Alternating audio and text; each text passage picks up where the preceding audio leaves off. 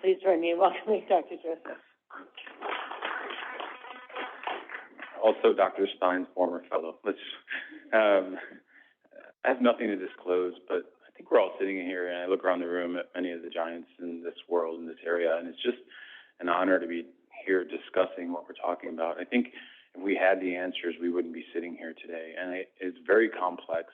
And, my talk's on the good, the bad, and the future within trauma, and so I want to bring in a more practical look. And I think our interpretation of the data varies, and every center you go into has different reasons of the why and what's happened in their experience with patients. So I think that's some of what got us here. If you look at VTE prophylaxis and trauma, I mean, you can see the results by year. I mean, it's becoming more interesting. I was surprised not to see more publications on this subject, but we have a lot more work to do. And by no means, I mean, you'll see some of the same slides that everyone else has presented with just a different twist on them and a different understanding. I think that's important, and try to represent the day-to-day, not the elite 5% or the bottom 5%. I think that's kind of where we're headed with how do we get this across the board to everyone. And, think about incidence, mortality, and cost. These are all important concepts. And, each year, people die from this. And not only in the hospital after leaving. And on top of that, I think it's important to note that it's expensive. I mean, the cost, this was a nice long-term data, national readmission data set from Miami group that looked at, 30-day readmission and then total yearly cost. And you can see the numbers. So there's a whole other concept that no one's really bringing up into this. And so the first part of my talk is the good and trauma surgery perspectives. And when you think about it, I think it's important to note also our understanding of coagulopathy has changed tremendously. Our resuscitation has changed tremendously. Our time to ORs, our interventions. I mean, there's so many factors that have changed in the last just 10 or 12 years since I was a fellow. It's just mind-boggling. And then does the data stay through this whole time period the same? Do things change because we now give more whole blood in 1-to-1-to-1 versus other things, or TXA and PCC? I mean, there's so many factors that play into all this. And so I think we're going to focus on the hypercoagulability, and knowing more helps us be better at moving forward. And so how to be good, I guess that's the real question. And we're going to kind of go through, prophylaxis versus treatment, timing, the agents, dosing, and some of the adjustments. And again, some of this has already been mentioned, but maybe in a different way. And I think to start, see Dr. Knudsen sitting in the front row over here. I mean, she's been a leader and a trailblazer in this. And the reality is detection or prevention, and we're all focused on the prevention part of this, not just the treatment. And I think that's really important. So everything we're doing is focusing on the prophylaxis or the prevention of DVTs, but there's a lot of other areas that we can still talk about. I think that optimal timing, I remember days when, we'd have a trauma patient with a spleen and we'd wait a week, and then it was like, oh, no, 2 days. And then it was like, and you go to different areas, you practice in different centers, and every one of them has a little different twist on it. And so what does some of the data say? And I think the bottom line is it matters. You got to beat the shot clock, as they say. And, this is a prospective study, 118 adult patients from the USC group. And I see Dr. Schellenberg sitting in the back of the room over there. So, but, again, early versus late. And who determined that 48 hours was the right early? I heard someone mention earlier, are we giving it in the field? Should we be giving it in the trauma bay? And so we continue to move this needle forward. But again, earlier prophylaxis resulted in, less DVTs, and there was no difference in bleeding. I think that's the other thing that holds us. What is this whole idea of the bleeding risk? And there's been many different studies. This first one, looked at isolated pelvic fractures, and again, early versus late. And then the next paper I put here, although there's going to be a section on neuro and ortho, but every case is different. Like this paper is about non-operative blunt spinal trauma, which is different than operative blunt spinal trauma, which is different. And I think we have to kind of skin it out for each one of those concepts. And again, non-operative spinal trauma, earlier prophylaxis, every 24 hours resulted in more DVTs, more PEs, and delay into starting it. There's no difference between the type of prophylaxis you used. And then here's one looking at venous injuries and repair. And this, again, the only delay in starting VTE prophylaxis resulted in increased risk of VTE in these patients. So again, I think timing matters. The question is, we know earlier is better without really risking the increased risk of bleeding. But the question is, what does that early really mean? And we have not defined that yet. I mean, maybe we're close, but we're still moving forward. I think which agent? So optimal prophylaxis agent. I mean, the orthopedic literature is way ahead of us, I think, with the antiplatelets, and we'll hear more from Dr. Stein later on today. But like, we heard someone mention DOACs, and then I remember the first time I read that, prophylaxis for DOACs, does that really exist, and what is it like? And so, low molecular, unfractionated, I mean, what is the right modality? And I think this was a nice systematic review, just published, again, adult trauma patients, low molecular weight versus unfractionated, showing superiority in VTE prevention and overall decreased mortality. Some of the same things. So I think most of us have moved to low molecular weight heparin, but, you get a epidural in a patient and anesthesia tells you, well, we're only using heparin and we're not using low molecular. And so then what do you do with that? And how does that impact us? And there's so many factors.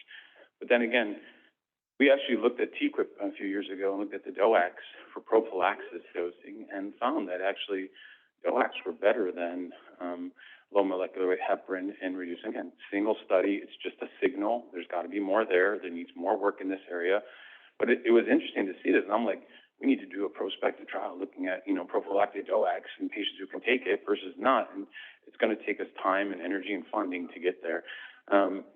Again, TBI is a whole other world, but, the use of low molecular weight as compared to unfractionated heparin, again, showing improved survivals, decreased DVTs. And then this last paper we wrote on the pediatric trauma patients and looking at the difference between different agents. And we're not even focusing, I could give a whole talk on pediatric age groups. And so there's a lot of work that still needs to be done from the trauma surgery perspective. I think it's important.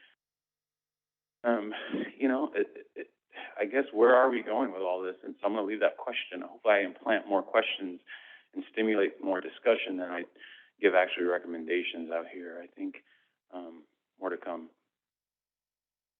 How about the optimal dosing? Like, what is the optimal dosing? And you heard Dr. Lay, talk a lot about this and recommendations and stuff. And so here's 61 patients receiving prophylactic enoxaparin, and they measured, peak plasma and 10A levels. Again, does it matter? Should we be measuring them? Are we there yet? Some centers say yes, some centers say no. But in this paper, you can see that, 30 milligrams twice a day, 70% had subtherapeutic anti-10A levels. What does that even mean? I guess we're a little further now in the last 10 years to say maybe it doesn't mean anything, but maybe it suggests inadequate VTE prophylaxis. So again, important points. So what are we going to do, and where are we going with all this? I think, sorry, it's just a little delay. This whole concept of adjustments. What are adjustments? What are things we're doing to change each patient? Because we've heard a couple questions from the other side of the room talk about renal insufficiency and obesity. And early on, here's a weight-based enoxaparin versus a double-blinded randomized pilot study looking at, standard therapy versus weight-based, and they really didn't find any difference. But there was a signal, but it kind of transitioned into this whole push into, weight-based. We need to do weight-based, and there may be better protection with this. I mean, can we clearly state that it does or it doesn't in 2022? I mean, hearing some of the talks today, I think so. And then, our organizations are putting some of the important consensus documents, and I'm not going to go into the details of the consensus documents. Dr. Lay did a great job doing that. But when we look at this, here's some recommendations from 2018, and 30 milligrams for weight-based to 50, 60 milligrams, and then 50, 60 kilograms, or 40 milligrams patients, for those weighing X amount. And then, the bottom line was more investigation is needed in trauma patients with obesity, especially with patients often who have elevated VTE risk. And how do we translate that to daily practice and make sure that we're doing that? And have we answered that question?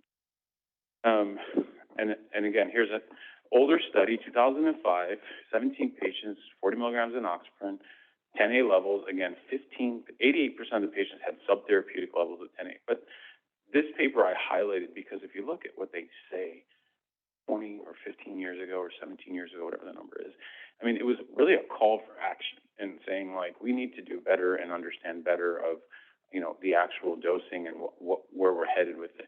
And that brings us to this whole idea of renal insufficiency and the appropriate dosing and timing. And these are the adjustments we're still going through. We wait for pharmacy. Does our EMR smart enough to pick it up for us? Should we be predicting these things?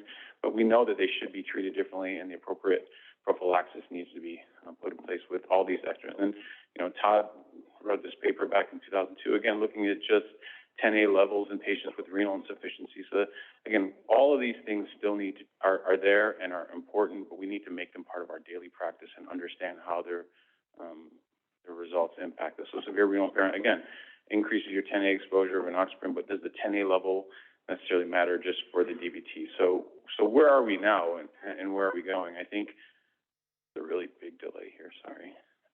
Again, here's the guideline again, the 2022 from the ACS COT and the AAST looking at, thromboembolism prophylaxis.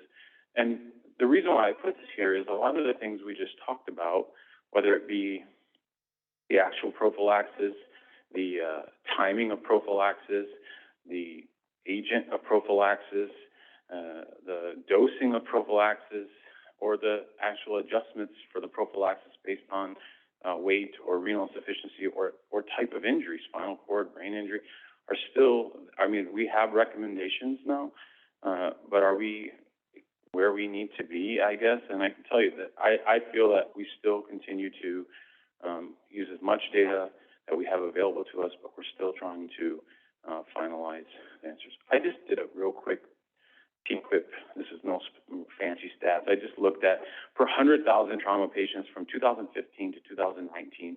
This is a number of DVTs and PEs in the data for all trauma patients. And you can see it seems like we're doing better overall. That's a high 10,000-foot view, and I think we're making a difference, and we continue to push this. So what's the bad? Again, complications with the treatment, TBI patients. I put that there, not that TBI patients are bad, but they impact our decision-making because it's one part of a multitude of things that we deal with. Underuse, how about trauma center verification? And then duration, how long should this be? I think that there are side effects and complications with everything. This was a nice review paper that looked at the three main concepts of pharmacological, mechanical compression devices. You say, well, do we really have a lot of soft tissue injury bleeding? But what about patient compliance? How many times you walk in a room and patients' SCDs are kicked off and they're not using them or they weren't applied? And then the IVC area of this whole thing, most of us have gone away from the utilization. But this was, I think you put it into context, there's three big areas with complications that occur from management.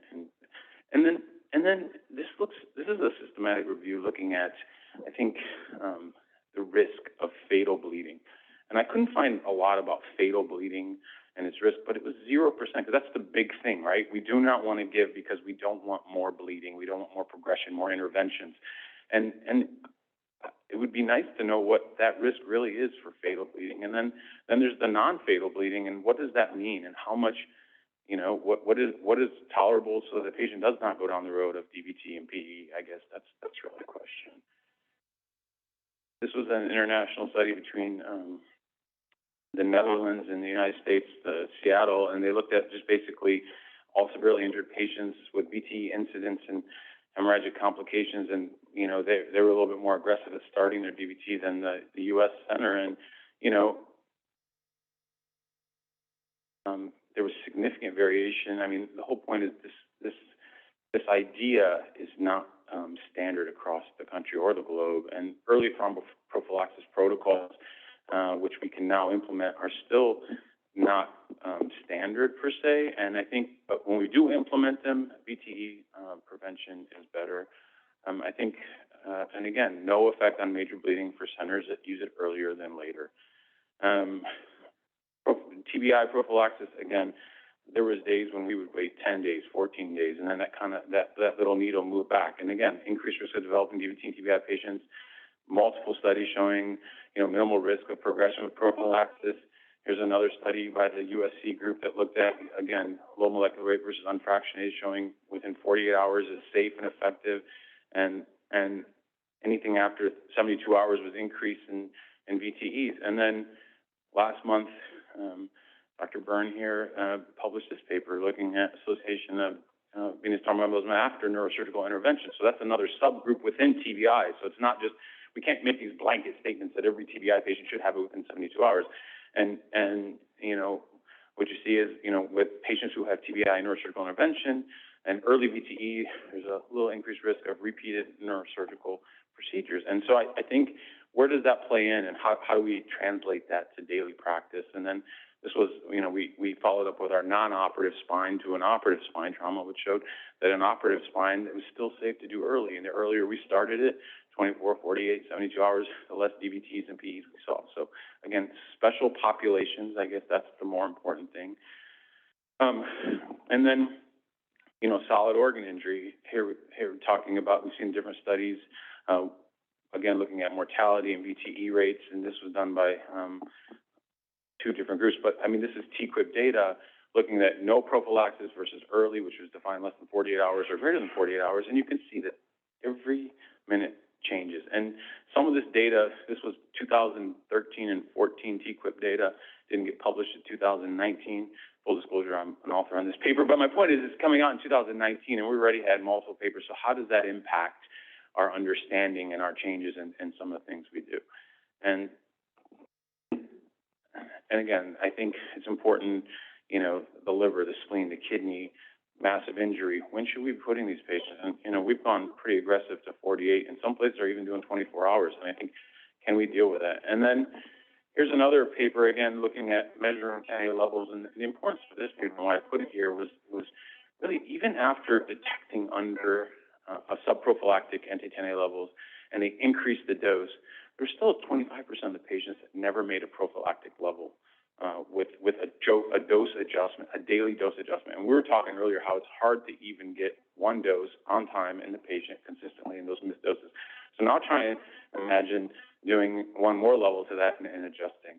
And then what about trauma center verification? And if you just, again, another high-level 2019 TQIP data, I just looked at DVTs and PEs, the incidence of VTE among all trauma patients at level, this is not comparing them, but at level 1, 0.6% of all trauma patients to level 1 develop a DVT. What do those numbers mean? How do we, how do we follow protocols at level 1s, level 2s, and level 3s? I think that's also another area. This is an emergency general surgery paper that looked at prolonged operating time. Does that matter? Should we be redosing our patients in the operating room who sit on the table for a long laparotomy, who come back within 24 hours for a take back, and there's big reconstruction? Does time in the OR matter? Is that another area to entertain and think about translating this information to us? And where are we headed? That's the future. I think should need some extra time for the delay.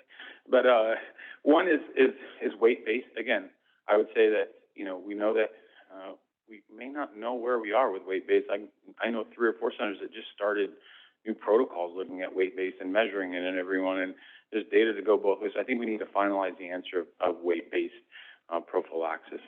How to measure it, TAG, anti-10A levels, bleeding time. I think after receiving prophylaxis, you got to think about, in this paper by Schreiber's group back in 2009, they said, TAG is superior. How often are we measuring TAGs to find where they're going and whether the patient is hypercoagulable or hypercoagulable? I think an assessment tool is needed. The new agents and how do these play into our inpatient and discharge prophylaxis? I think this is the future. We'll hear a lot more about this, but it's all fine until it's not, and you have that one patient. What about patients with cancer? We see so many geriatric patients in our hospitals now, ground level falls. That's like the #1 admission to all trauma centers. And this is, again, TQIP data coming to a meeting to you soon. But 3.5-time increased risk of DVT and PE of patients that had a cancer diagnosis on presentation to the hospital. So should we be adjusting to special populations? I think that's another area to think about, considering our population has changed in the future. And then other things like, how does cannabinoid use make a difference? And alcohol. And we wrote a little bit about the use of marijuana and its exposure and increase in VTE in trauma patients. People have written both sides of the alcohol equation of how it's protective or increases your risk. So again, are these areas where we need to think about unstudied substances and how they impact your risk of development of clot? And then finally, the risk of beyond discharge. And, some people think this older study, again, you can have hypercoagulability for a prolonged period of time. We just presented this at the Eastern Association of Trauma meeting in January, looking at non-operative blunt spinal trauma, and that patients were discharged, and the risk of readmission with a DVT or and mortality. And we, what we found in the data is for 6 months out, non-operative managed traumatic spinal fractures can still exist. And I mean, this came out because we had a patient that was discharged, was not high risk, didn't have any criteria. 3 days later, was at another hospital and died. I mean, and so is that a preventable death? Could we have done something? Should we be giving everyone? And I asked that all it takes is one, right? At what point and that will come to the medications we use and whatnot. So the most important slide of the talk, that's what the mist is. I think really more research is needed, and I mean that, and I know a ton of work has been done, and we've moved mountains, but we still have a little ways to go, and I think hopefully this meeting will help us push that forward. I want to thank everybody for their time.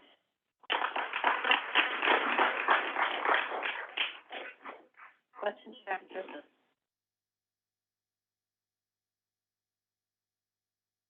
So, Bellal, I'll ask you a question. So your last slide of further research is needed. You presented a ton of research that's already been done. Where do you think, like, the bang for the buck is as we go forward? Consistency, and I think we need to take populations by set and actually say, okay, we're going to focus on this population, this subpopulation, because eventually, like, you're never going to see just a bad injured trauma patient who doesn't have a TBI or a pelvic fracture or spine fracture. So I think we have to clarify each of the individual areas first. And then when we go to the additive effect of the trauma patient with multiple injuries, we'll be able to translate that data into, because like we say, okay, blunt solid organ injury, we can do within 48 hours. TBI maybe a little bit later, or spine fractures maybe a little bit later. And then you get that patient who's got both. And so how do you do that? I think that's the one area where we need to be. So. Yeah, I mean, I guess I would suggest you presented, again, a ton of data, but we're not even following the data that we do have. So, I mean, the neurosurgical data kind of being classic, or the TBI data being classic for that. So how do is there a way that research can help us figure out how to even just get the data that is out there into the hands of the people who then need to make dissemination research, I guess, is where I'm hearing you say, and I totally agree. I mean, we all have to be on the same, I think we heard it earlier, we all need to be in the same room talking to each other and coming up with a final consensus, and when that consensus is met amongst the different organizations and leaders, then we can push it forward to, widespread dissemination of it. So. Any other questions? I almost got away. We have one question from our virtual. She's wondering if equip data on this is related partly to. We've heard it numerous times today. If you look more for it, you're going to find more of it. And the question, and then how does it impact your outcomes with your hospital? I don't know what the right answer is to that. I really don't. It could be less screening. We've gone away from it. There was many years we should be screening everyone. We shouldn't screen anyone. Maybe we shouldn't. Maybe it doesn't matter. But are we clear to say that? I mean, until we're very clear with the data that it doesn't matter for everyone and no one dies from this, then yeah, I agree with you.